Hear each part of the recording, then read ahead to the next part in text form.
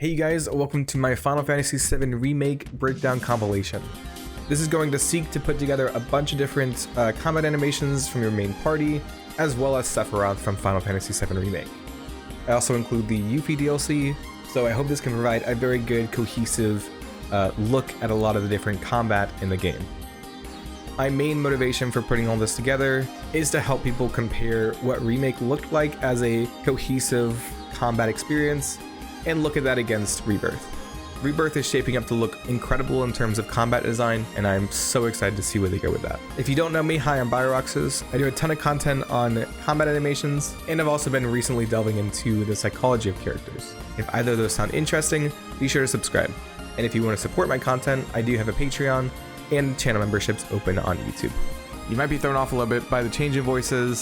Some of this content was recorded over 3 years ago, and then I've done some work on a couple of the characters like this week. So there's a little bit of a difference in my voice as I've kind of I guess gotten used to talking on mic. And also the last thing to note is just that these were released as standalone videos, so some of the verbiage might be kind of weird as I introduce each character. Okay, let's get on with the video. Hey you guys, today's video kicks off my Final Fantasy VII Remake Breakdowns with Tifa. This video will try to cover all of Tifa's combat, including her combos, weapon abilities, and limit breaks, as well as some other things that I found interesting.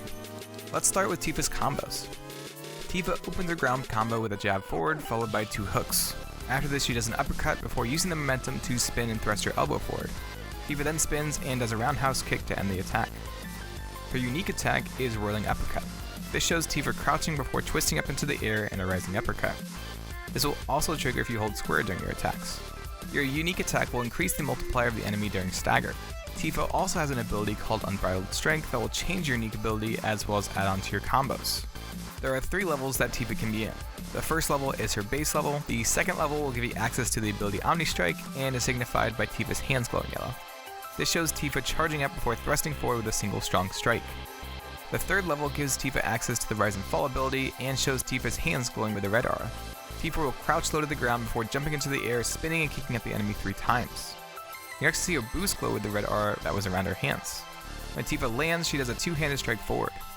As soon as you trigger this second attack, you can actually see Tifa's hands glow yellow and her ability changes to Omni Strike. As I said before, the unique attack will increase the multiplier of the enemy during stagger. With the Rise and Fall attack, if all 4 hits connect, it will increase by 20%. Omni Strike will increase the percentage by 25%, and Whirling Uppercut will increase it by 5%. Now let's look at how your combat changes. With every level, Tifa will add more to the end of her combo. During the second level, Tifa will add on 3 additional attacks to her combo. After the kick, Tifa will kick back the other way before she uses the momentum to spin to the air and deliver a strong kick in the air. After this, she will flip forward before slamming down to the ground. From what I've seen, this last attack can pressure most enemies pretty easily. For the third level, there will be another 3 attacks added on. After the flipping kick attack, Tifa will rise and do a high kick upwards before spinning and jumping into the air to do a downwards kick.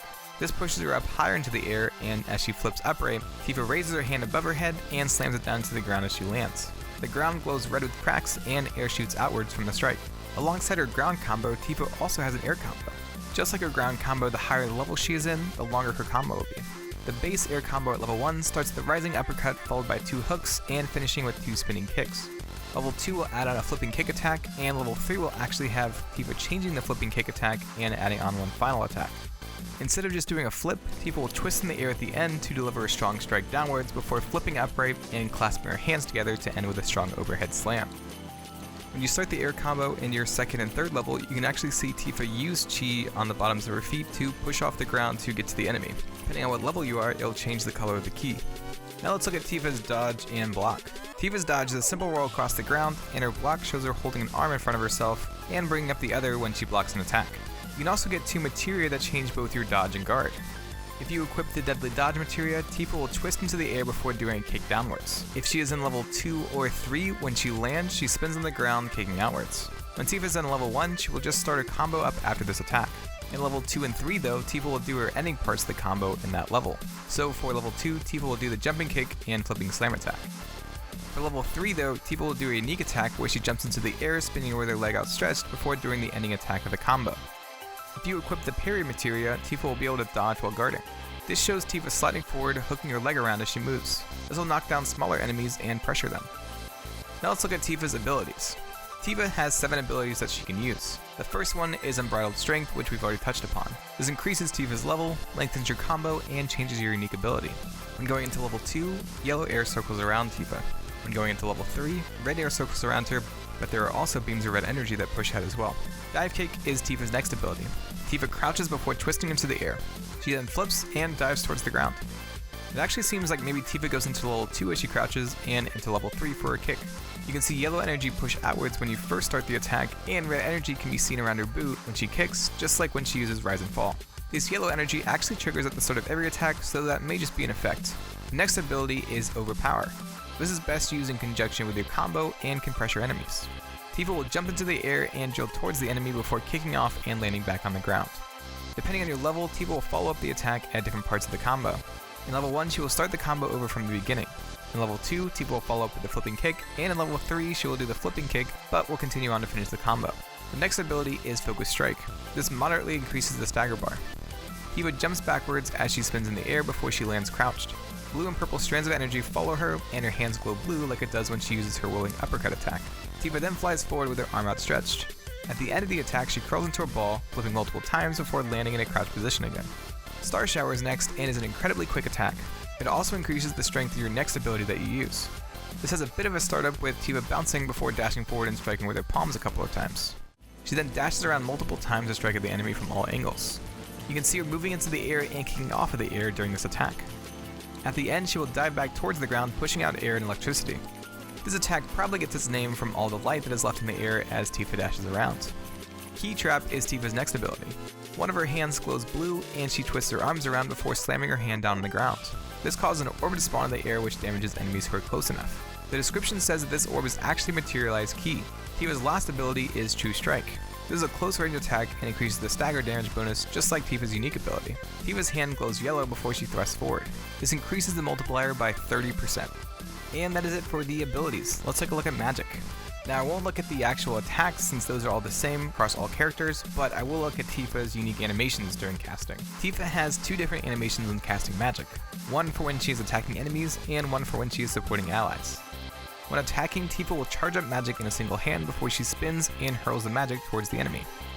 For its support magic, Tifa will swipe her hand in front of herself while casting it. It's actually pretty interesting that she uses her left hand for only attack magic and her right for only support. When Tifa starts a summon, she flips backwards with one hand before twisting and sliding down into a crouch. She then charges up energy before raising her arms up beside her head. She throws her hands forward before the summon appears. I find it interesting that Tifa used both hands for this. You can see magic forming in her right hand before it transfers to her left. I wonder if this means that summons require both offensive and supportive magic to call forth. You may have noticed that there are a number of magic circles during the summon. I'm pretty sure all of these had the same ruins on them. I plan on doing a summoning breakdown at some point, so I'm hoping to have this line deciphered by that point. Anyways, let's move on to limit breaks.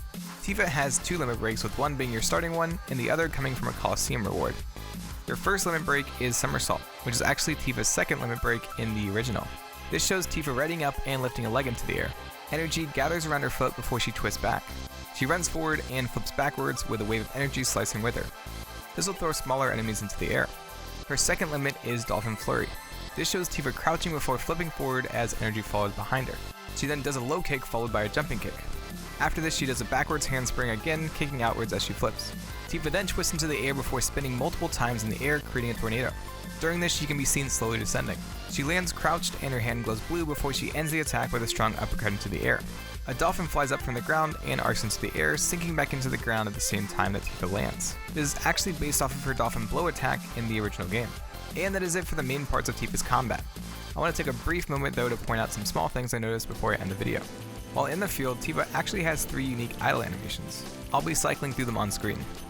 I found it really impressive that the animators took the time to make these when it's highly possible that players would never even see these. I love this because it makes it feel fresh and like they're not just locked into a single animation every time they go idle. Another cool set of animations were the knockback animations. During battle, depending on what direction Tifa is hit from, she will have different animations for her knockback. If she is hit from behind, she will catch herself and handspring into her crouched position before standing back up. If she is hit from the front, she will fly backwards and roll on the ground before standing back up. She has two variations of this where sometimes she will end up on her stomach and other times she will end up on her back. There's also this one where I assume I was hit sideways, but I'm not exactly sure. It's crazy how many different knockback animations there are, and I may have missed some. Just like the idle animation, it really adds some freshness and is really nice not to see the same animation every time I get hit. Moving on, during one section where you get to explore as Tifa, you can attack to break boxes in the area. This is a unique attack, though it looks like one of her attacks in her combo. When you win a battle, Tifa will do her victory animation from the original game. The last thing I'll end on is Tifa's frog design. When she becomes a frog, she keeps her skirt in straps. Just figured I would add this on the end because it is Tifa, and I don't know if many people actually got to see this.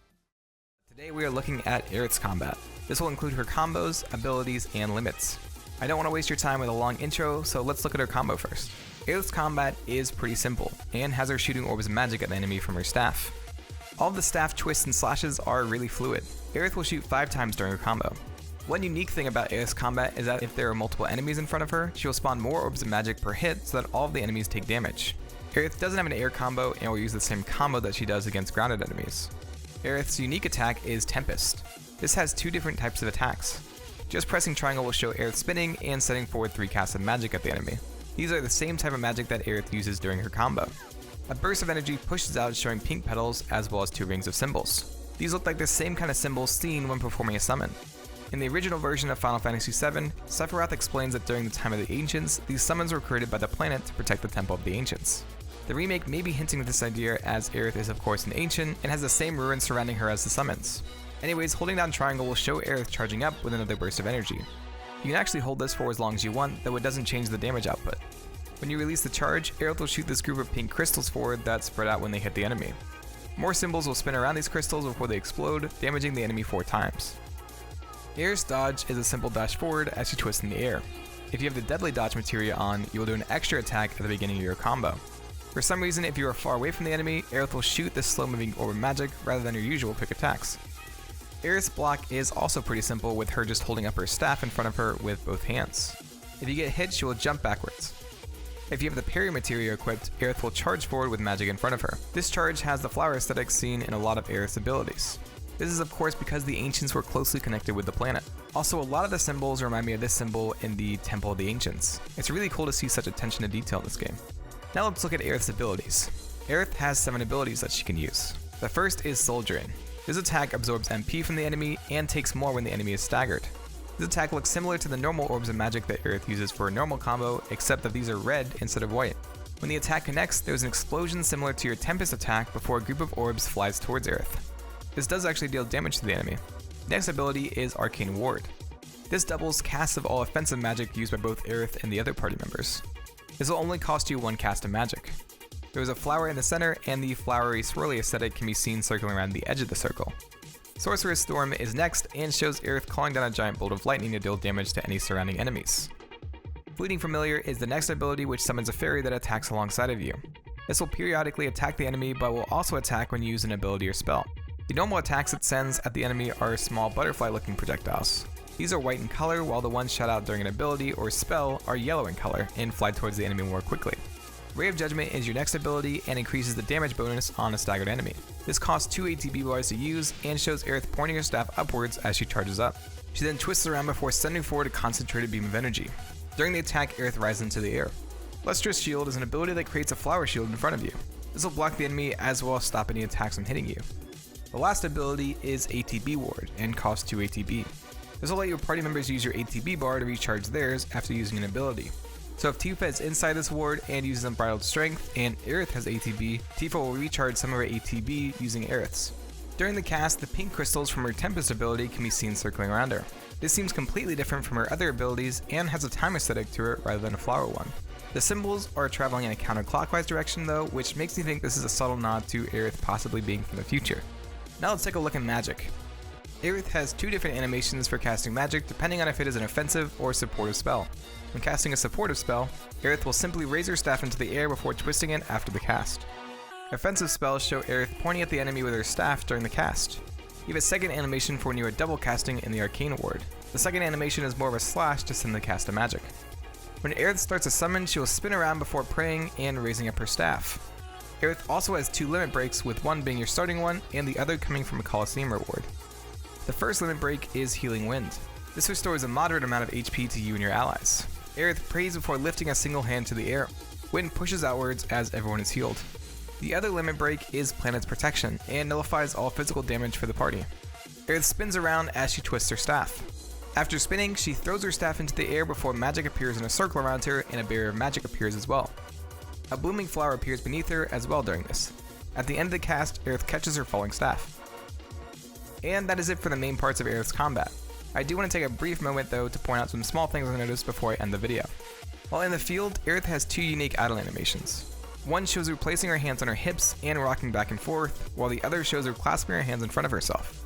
Her winning animation is based off of her animation from the original game. During battle, if Aerith is sent flying, she will catch herself and handspring back up. If she is hit by a heart attack, she will roll on the ground before standing back up. She has two variations of this where sometimes she will end up on her stomach and other times she will end up on her back. The last thing I'll end on is Aerith's frog design. When she becomes a frog, she keeps her pink bow. And I think that is all I have for you guys today. I hope you enjoyed. I am really interested in the ancient symbols we saw with her. It's such a small detail, but I love how it is connected with the summons. I also kind of like how they created a combat. Aerith was never a fighter, and it really shows in her kind of hollow feeling attacks. She's definitely strong with her magic, but her actual physical attacks and movement made it pretty clear that she is not a fighter. It's really hard to capture that without completely making the character feel useless, and the developers really nailed it in my opinion. Let's look at Cloud's combat first. Cloud has two modes for his combat, Operator Mode and Punisher Mode. Operator Mode is your base mode and is geared towards a balanced playstyle. You can guard against attacks, dodge roll, and move pretty easily during combat while in this mode. Your combo is a diagonal strike downward followed by a strong slice horizontally. Cloud then slams his sword down on the ground with an overhead slice. He drags his sword along the ground and swings upwards for his next attack. This throws enemies into the air. His last strike shows him crouching low and spinning before lifting his sword and slicing at the enemy. This can launch enemies backwards. You can really see the impact and weight that these attacks have. Alongside your normal combo, Cloud also has a dashing strike as well as an AoE attack. If you are far away from the enemy you are locked onto, Cloud will fly towards the enemy to attack. This has incredible range and transitions straight into the combo if you continue attacking. Your AoE attack can be used at any point during your combo by holding square. This shows Cloud twisting and doing a low slash. Cloud slashes all the way around himself, standing up as he twists. A bluish slash effect appears after the initial slice as he stands back up. You can actually see Cloud's hand glow with this blue light before the attack triggers. Alongside this combo, you also have an aerial combo. This is the 3-hit combo starting with a rising slash, followed by a horizontal one, and ending with Cloud twisting before doing a flipping slash. Now let's look at Punisher Mode. This is a mode all about offensive attacks. Guarding this mode will only set you up for a counterattack against physical strikes. If you are shot at though, you will take damage like normal. Dodging will revert you back into Operator Mode, and movement is pretty slow while in this mode. The combo while in Punisher Mode shows the same blue energy we saw with the AoE attack from Operator Mode. This stays near the tip of Cloud's sword during these attacks, and a blue slash effect can be seen spawning behind his strikes. Cloud begins the combo by bringing the sword around his head before lowering it and slicing upwards. He switches sides and does another upward slash followed by a third slash from the other side. He uses the momentum from this third slash though to spin and do a downward strike before spinning again and doing another strike downwards. After this attack, Cloud takes a step forward and quickly slashes back in the other direction before ending the combo with a strong slice downwards. Like the other mode, there are attacks that trigger when you are far away from an enemy and when you hold square. When you are far away from an enemy, Cloud will roll forward and push off the ground, springing into the air.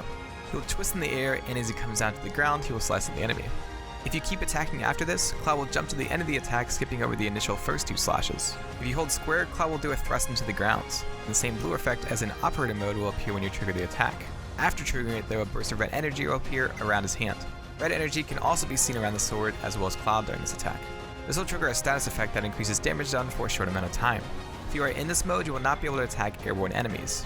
When switching back to Operator Mode, Cloud will spin and slash outwards. Alongside holding the guard button to counter in Punisher Mode, you can also counter while going into Punisher Mode. If you switch modes as an enemy is doing a physical attack, you will counter. The counter is the same as when you are guarding and shows Cloud parrying with his blade before spinning around and slashing at the enemy. The last thing I'll note about the combat is that you can switch from Punisher Mode to Operator Mode right after triggering the status effect to break out of the animation and continue attacking. Cloud's Deadly Dodge is a 2-hit combo. The first is a low sweeping slash that you can follow this up into a spinning slash. I love how Cloud plants a knee and uses that to spin around before standing at mid-attack. It's a really smooth animation. Cloud's parry is a simple cartwheel around the enemy. It's actually pretty impressive how easily Cloud keeps his sword on his shoulder during the flip. Now let's take a look at Cloud's abilities. Braver is the first ability you have access to, and has Cloud doing a single strong overhead strike after readying himself. The thin blue line that explodes as it connects with the ground adds to the simple but effective look of the attack. Most people also know that this is actually Cloud's first limit in the original game, so I'm glad they were able to pay homage to that in the remake. Focus Thrust is the next ability and is also pretty simple, contrasting the blue streak of the energy in Braver with the red one. Cloud dives forward with a multi-hitting thrust for this attack. This also significantly increases stagger and is helpful when you're trying to build the stagger gauge. Triple Slash is a simple 3-slice attack where Cloud rushes forward, homing in on each enemy. The potency of the attack actually increases if you hit different enemies with each attack. It's kind of interesting how this attack in particular has a purple line of energy to it. That color usually connects to Sephiroth, so I'm not sure why Cloud has it. Disorder is a mode transfer attack, switching Cloud between Operator and Punisher mode during a single powerful strike. If you are switching from Operator to Punisher mode, Cloud will twist and dash forward with a powerful upward slice, and then settle into his Punisher stance. The attack from Punisher to Operator mode is completely different, with Cloud turning and doing a backward slice attack upwards. I love how dynamic this attack is, and is perfect for a smooth transition between attacks instead of manually switching between the modes. Infinity's End is a harder hitting attack and costs Cloud 2 ATB bars to use. It's best used when the enemy is staggered. Cloud winds up gathering energy into his blade as he slowly spins and jumps into the air. He continues to flip into the air, hitting the ground with a powerful strike. The fluidity of this attack is really impressive, and I love Cloud's animation as he flips through the air. The explosive energy also adds to how powerful this attack feels. The Blade Burst ability is another nod to an old limit break from Final Fantasy VII, Blade Beam. Cloud's blade glows with energy as he hikes it up onto his shoulder. He then flips and slashes out, sending 3 beams of energy that burn forward through the ground. Counter Stance is the last ability Cloud has access to, and has Cloud crouching, holding his blade behind him. It burns with red energy, almost like flames licking the weapon, before he dashes forward with a one-handed upper slash. I love how the momentum brings up his other arm to windmill upward after the strike. Of course, the main focus of this ability is to get hit while Cloud is in this stance. When he counterattacks, he zips forward with a blindingly fast strike before dashing back with another slash, catching himself in a crouch as the hits connect and throw the enemy into the air. Let's take a brief look at Cloud's magic animations. These are honestly pretty simple, with a quick swipe of his hand to throw out offensive and supportive magic. The animations are slightly different, as the offensive magic has him crouching, and the supportive magic cast has him standing up straight before throwing out the magic. The summon animation has Cloud holding his blade out before him, spinning it before he raises his free hand into the air. Nothing too crazy, which lines up with most of his animations. Simple but effective. Cloud has 2 limit breaks, Cross Slash and Ascension. Cross Slash has him crouching, readying up as he bursts with energy. He twists as he closes in on the enemy, doing 3 strong slashes that each deal significant damage, with the last one dealing the most damage. Ascension is Cloud's second limit break, which was called Climb Hazard in the original game. Cloud readies into a one-handed pose, like his Punisher mode, thrusting forward and spinning in the air as he connects with the enemy. He then follows up with a twisting slash and rising upper slash to drag the enemy into the air. Cloud then does a strong slash to throw the enemy into the ground, and then thrusts and does a rising slash. The thrust and rising attack are especially powerful looking, and the animation of Cloud flipping out of the attack and landing, sword on his back, is incredible. Other than that, there are a couple animations I wanted to highlight real quick. The winning pose is the same from the original game like all the other characters, and just like the other characters, he has multiple knockback animations depending on how strong the attack is and which direction he is facing.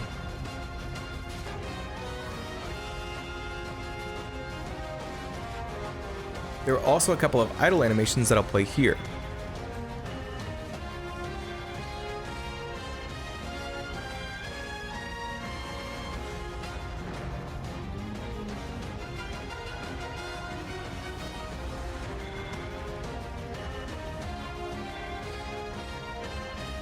And of course, we can't forget his frog form, which has a tiny little buster sword on his back. Barret is up next and is our last main party member. Barret's base combat is pretty simple. Barret uses a gun, so will mainly be long range, and doesn't have an air combo due to using ranged attacks. If you hold square for long enough, Barret will end with a powerful burst shot that significantly increases the stagger gauge. This has a little bit of end lag after finishing the combo, which can be mitigated actually by his triangle command. While the triangle command is charging, you can press triangle to do a reload animation, which will cut Barret out of the end lag of his combo. While not incredibly useful, it is a better way to optimize Barret's gameplay. Overcharge has Barret shooting a barrage of strong blasts at the enemy. You can also charge out of this just like your combo. The only other piece of combat comes from equipping melee weapons. This changes Barret's attack to a 3-hit combo. This starts with a punch with his gun arm, followed by a kick, and ending with a 2-handed slam attack. Overcharge also changes to Overrun, which has Barret running forward with his arms locked in front of him. He then jumps into the air, slamming his gun hand down. Barret's deadly dodge has him rolling forward and then blasting out in front of himself as he stands up. It's a very quick and explosive attack. His parry has him thrusting his elbow into the enemy. Now let's look at Barret's abilities. Steel Skin is Barret's first ability, and is an ability that reduces damage, as well as impacts how easily Barret can be hit out of attacks. This animation shows him throwing his chest out as energy explodes around him. You can see sparks around his body to show that Steel Skin is in effect. Focus Shot is your other ability you start with, and significantly increases stagger. This will use up all of your ATB, getting stronger the more bars that you use up with the attack. The actual animation is pretty simple, with Barret crouching as he charges up a blue shot that explodes as it hits the enemy. Lifesaver has Barret taking damage that would otherwise be for party members, siphoning your health and healing them. This cast simply has Barret throwing his gun down and green and blue energy pushes out from him. You can also see an indicator on the HUD that shows that Lifesaver is in effect. Maximum Fury is another ability that powers up depending on how many ATB bars are used for the attack. Barret takes a step and throws his gun forward, peppering the enemy with an onslaught of bullets. I haven't mentioned it yet, but it is some crazy detail to see all of the bullets flying out and falling on the floor. Charging Uppercut has Barret rolling his arm back before rushing forward towards the enemy. Barret connects with the enemy, pausing a second before he punches upwards. This sends smaller enemies into the air. This attack will also increase your charge gauge. Smackdown is a strong ground pound, sending smaller enemies flying. Barret leans far back before slamming his gun into the ground, sending a giant explosion out. Point Blank is another ability that uses all of your ATB, powering it up the more bars that are used. It is quite literally a point-blank ranged attack where Barret blows them away. This leaves behind an orb that begins to gather energy, exploding after a second to deal additional damage. For Barret's magic casts, he throws his free hand forward for offensive magic and throws it up for supportive magic. When Barret does a summon, he holds his gun upright before thrusting it up into the air. Barret has two limit breaks, Fire in the Hole and Catastrophe. Fire in the Hole in Japanese is a nod to the grenade bomb limit break, though it actually uses a similar animation to Big Shot. Barret charges up a ball of energy on the end of his gun before blasting it off at the enemy.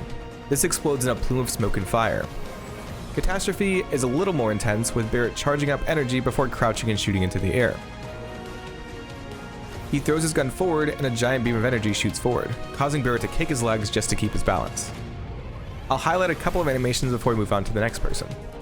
The winning pose is the same from the original game, like all the other characters, and just like the other characters, he has multiple knockback animations. There are also a couple of idle animations that I'll play here.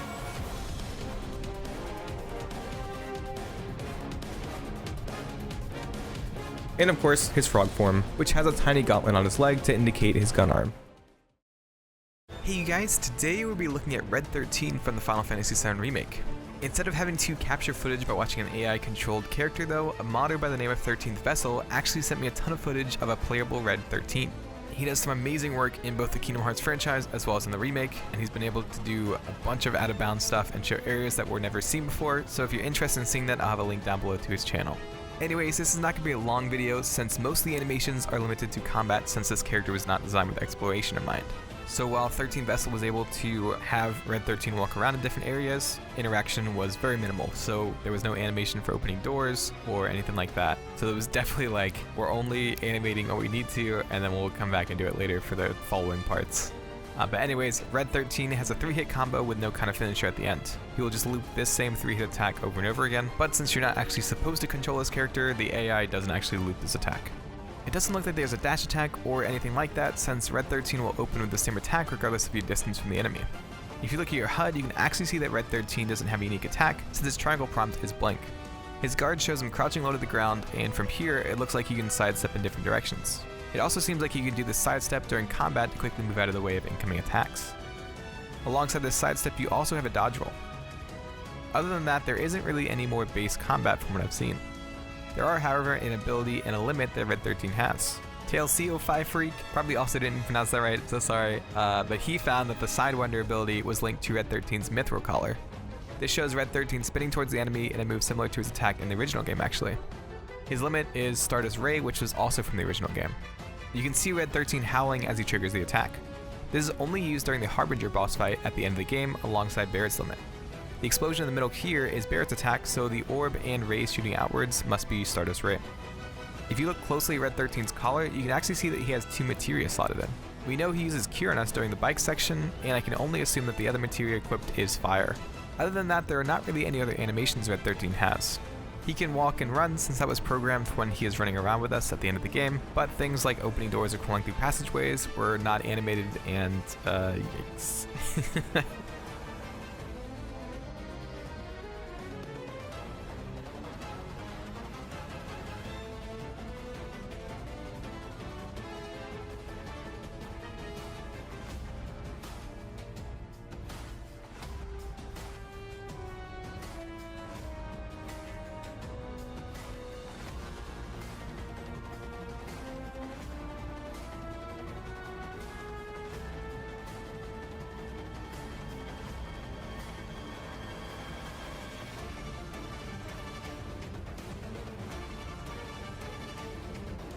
I don't want to show too much of these crazy things though, since 13th Vessel actually has his own video up right now on his channel. He showcases some glitches and places where 13 shouldn't be, so be sure to go check that out.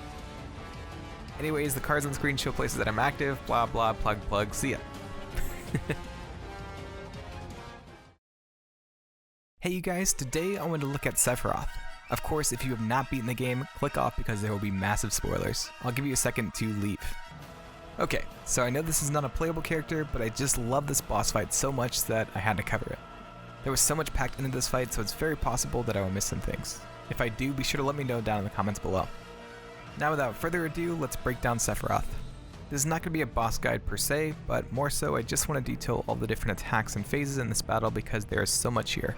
In this fight, there are a total of 4 phases. Phase 1 opens with just Cloud and Sephiroth facing off against each other. He will slowly walk towards you, attacking when in range. He has 5 abilities during this phase, with 3 of them being attack abilities and 2 of them being magic. Sephiroth also has a 2-hit attack that he will use against you if you are close enough. Most of the time in this phase, Sephiroth will switch off between 2 of his attack abilities, occasionally using magic to attack you. The magic he uses is just Firaga and Blizzaga casts. Dealing enough damage though will stop the cast and stagger Sephiroth. I'm totally going to butcher these ability names, but Telerik Fury shows Sephiroth dashing forward to do a 3-hit combo. Attacking as Sephiroth is dashing towards you will cause you to both bounce back, leaving him pressured and open to attack. Another ability is Aeolian Onslaught. This is a rising slash before a strong attack downwards.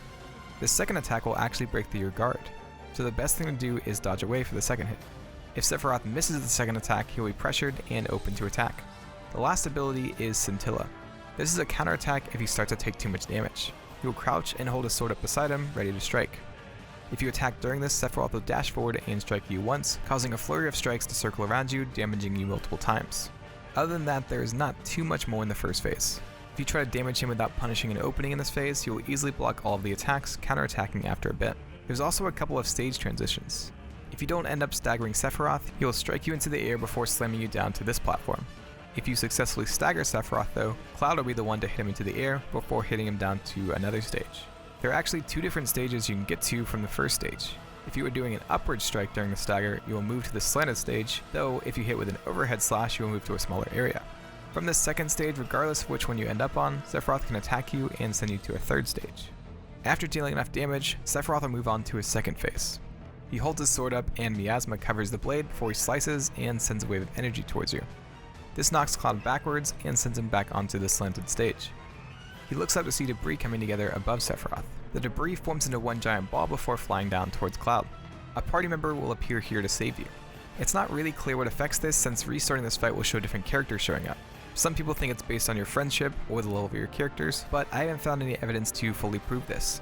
Anyways, I've only seen Tifa and Aerith show up for this first scene. It may be possible for Barret to appear here, I just haven't seen it happen. Anyways, Tifa will use her Summon Assault ability to break the debris, and Aerith will stop the debris with magic before causing it to explode. After this, Sephiroth will be in a second phase. While he still has the same 2-hit combo, sometimes he will do a strong strike before it. He also will now teleport to you instead of slowly walking towards you. Alongside his normal attack, Sephiroth can also do a 3-hit shockwave attack. In terms of abilities in this phase, he still has all of his abilities from the first phase, but has added on 2 additional attack abilities as well as 2 additional magic abilities. Boundless Void is one of his new attack abilities. This shows Sephiroth stabbing his sword into the ground and sending a cast of magic that homes in on your character. If you are close enough to it when the cast goes off, you will be bound and unable to move. Sephiroth will dash towards you and switch the blade to his other hand before spinning it and striking you into the air. Sephiroth will then jump up after you to slam you towards the ground. Staying far away from the cast when it goes off will keep you from being caught. The other ability is Hell's Gate. Sephiroth jumps into the air above your character before stabbing down towards the ground. When he hits the ground, waves of energy shoot out across the ground. After a second, energy shoots up from the ground, which will throw you into the air. The magic abilities Sephiroth can use are Thundaga and Iraga. During this phase, Sephiroth is pressured throughout, and he leaves less openings. If you can stagger him during this phase, you can get off a special team attack. If you have Tifa on your team, she will use her Star Shower ability before Cloud knocks Sephiroth through the floor to the platform below it. If you have Aerith on your team, she will use her Ray of Judgment to damage Sephiroth before Cloud hits him. If you don't stagger Sephiroth quickly enough, he will break the ground with Hell's Gate.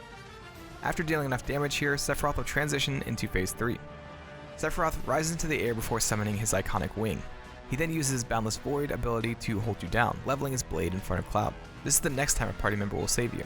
If Tifa appears to save you, she will run towards Sephiroth and use her Somersault limit to hit him away. If Aerith appears to save you, she will shoot a cast of fire at Sephiroth to knock him away. Barret will shoot at Sephiroth until he jumps back. Sephiroth has the same combos as before. He also has all of his abilities from his previous phase with situational abilities added. This phase is broken up by different infusions, with each one having a special ability associated with it. This adds on an additional 5 abilities since there are 5 infusions, as well as Octo Slash, which is used when Sephiroth is transitioning between infusions. For each infusion, that particular magic will circle around him. His blade is also infused with the magic he uses, except for the elemental infusion.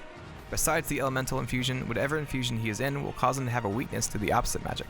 So if he is using fire, use blizzard magic on him, and so on. Okay, now let's look at the special abilities associated with these infusions. If he infuses himself with fire, he will cast Flame Wall, which creates a wall of flames that slowly moves towards you. Ice infusion will allow Sephiroth to cast Frostspike. This will spawn multiple casts of ice around you. These will explode after a bit, but you can stop it from exploding if you damage it enough. Lightning infusion will let Sephiroth cast Thunderstorm. Thunder will continuously rain down during this infusion. Wind infusion will let Sephiroth use the ability Wind Wail, which lets him cast arrows that home in on you. When it hits you, a tornado will be spawned. It also seems like during his Wind infusion, this Flurry of Slashes attack from his Scintilla ability is added on to the end of some attacks.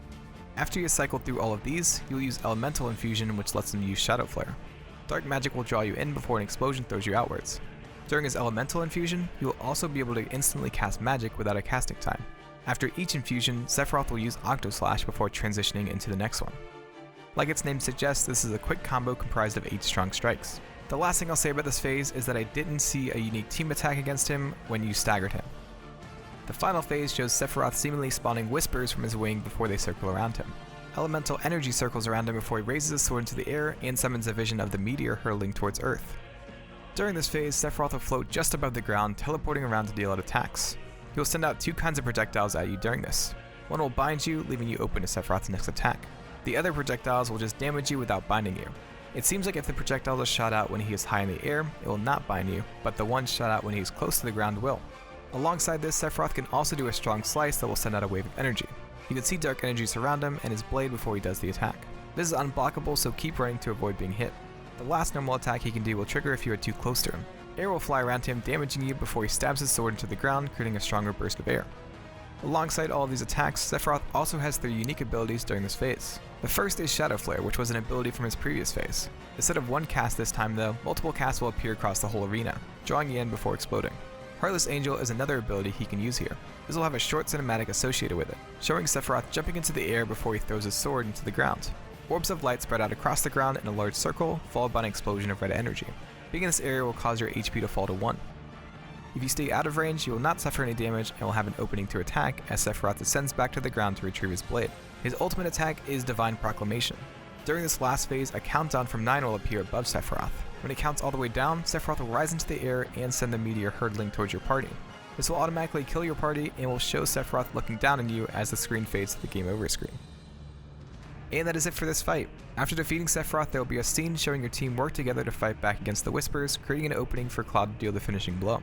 I really hope you guys enjoy this. I loved this fight so much, and I hope I was able to show you something new about this fight. Anyways, the cards on screen show the places where I'm sometimes active, so follow the links down below to stay connected. If you enjoyed this, click the cards on screen to see some other remake content. Subscribe or share this, and I'll see you in the next video. Yuffie is the last playable party member, and she has an insane amount of detail in her combat.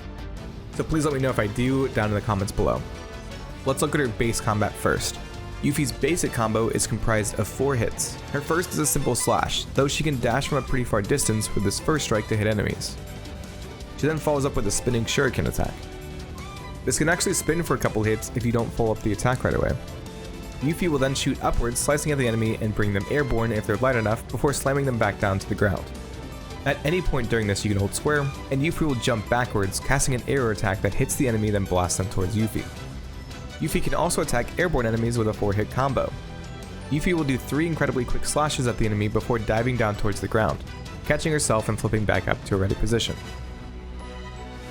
Yuffie's special attack throws some variance into her combos. Her special attack has her throwing her shuriken towards an enemy. If it connects, it will spin around doing continual damage over time. Yuffie can then cast ninjutsu, effectively having a 4-part ranged combo. The first 3 hits are all pretty similar, with the last being a strong blast that knocks enemies down to the ground. Holding square during this will have Yuffie call her shuriken back, knocking the enemies towards her as she slams a hand down, causing rocks to erupt out of the ground. These chi symbols and animations that Yuffie does are actually pretty reminiscent to the ninja ninjutsu from Final Fantasy XIV. I'll also use this as an opportunity to point out that they use the star shower animation for the monk job in 14, as well as a nod to Tifa. Lastly, if you throw your shuriken in midair, this will change Yuffie's air combo into a flurry of kicks. This is a 3-hit combo with a quick kick followed by this drill attack before Yuffie finishes by flipping downwards. It's kinda crazy they thought to even add this due to how unlikely it would be for someone to throw the shuriken during an air combo in my opinion. It's a really small detail, but I love it. Yuffie's deadly dodge is a 2-hit attack, with the first hit being just a quick slice, before following it up with a spinning that covers a wide area.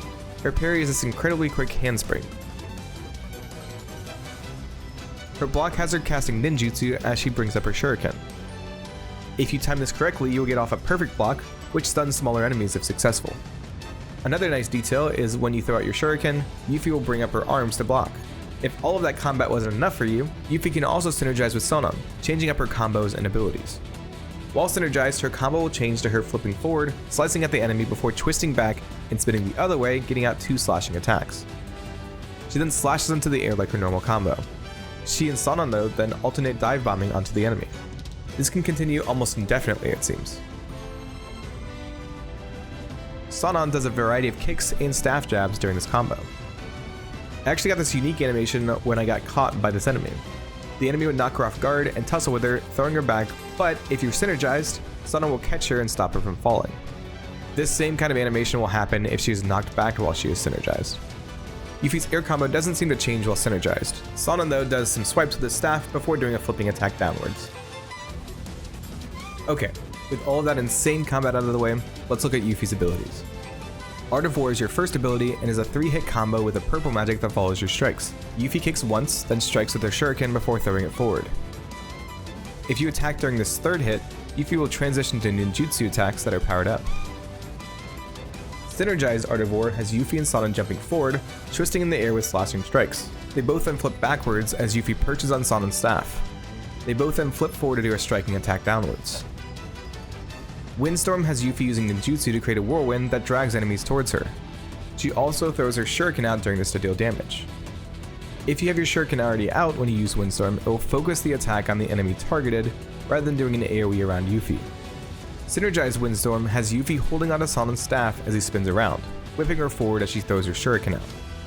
This will spin around her, damaging the enemy. Yuffie can use ninjutsu during this part of the attack to deal extra damage. Elemental ninjutsu is pretty simple, having Yuffie change her ninjutsu attacks to certain elements. This also impacts the banishment ability, though we'll talk about that in a second. I will cycle through the elements on screen, but it's not too crazy. Cactuar Caper is tied to the DLC weapon. This has Yuffie sending out the Cactuar weapon, which zips around hitting enemies randomly. This doesn't really have any animation tied to it, the weapon just moves around like a Cactuar and runs through different enemies. Rumal Form is a substitution jutsu where Yuffie summons a fake Moogle and teleports away.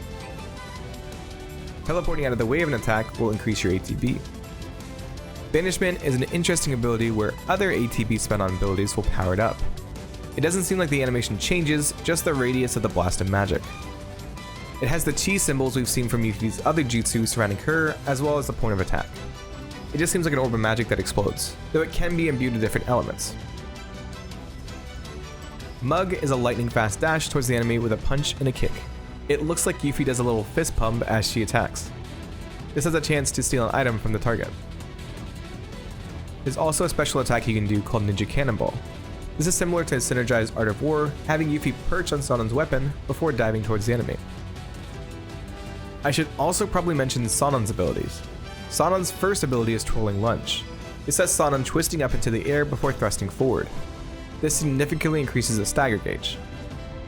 His next ability is Swirling Storm, which has Sonon thrusting forward before spinning a staff around himself, and finally jumping up to slam on the ground with the Wind Ninjutsu. Fighting Spirit is essentially a target command for Sonon. He will continually go after an enemy targeted until they are taken out. Sonon's final ability is Incite, which just draws aggro of a weaker enemy until Yuffie does enough damage. Essentially, it's just to make sure Yuffie doesn't take too much damage. Magic casts are pretty simple, with offensive spells having Yuffie bring her hands together before moving her free hand forward to cast the magic. Supportive spells have her holding her hand to her chest before throwing it out and casting the spell. When Yuffie summons, she spreads her arms outwards before meeting them in the center, then striking a pose. Yuffie's Limit Break, Bloodbath, has her flipping forward with a powerful strike. This has an explosion of energy that blasts out these Wutai leaves. She then kicks forward, following this up with 2 slashes and a powerful kick backwards. These have the same red energy and leaves. She then catches herself running forward as she starts to spin her shuriken. She thrusts forward, creating a Wutai tree out of the energy to end the attack. She then flips the weapon back to her usual way of holding it, ready to attack. Sonon's Limit Break is called Dance the Dragon. This has Sonon doing a flurry of spinning staff strikes before summoning a dragon out of magic, sending it crashing down on the enemy. You can also combine the limit breaks into a synergized limit break called Limit Sync. This just has both of them doing their limit breaks together with increased damage. I'll take a moment to show off the idle animations I found while idling.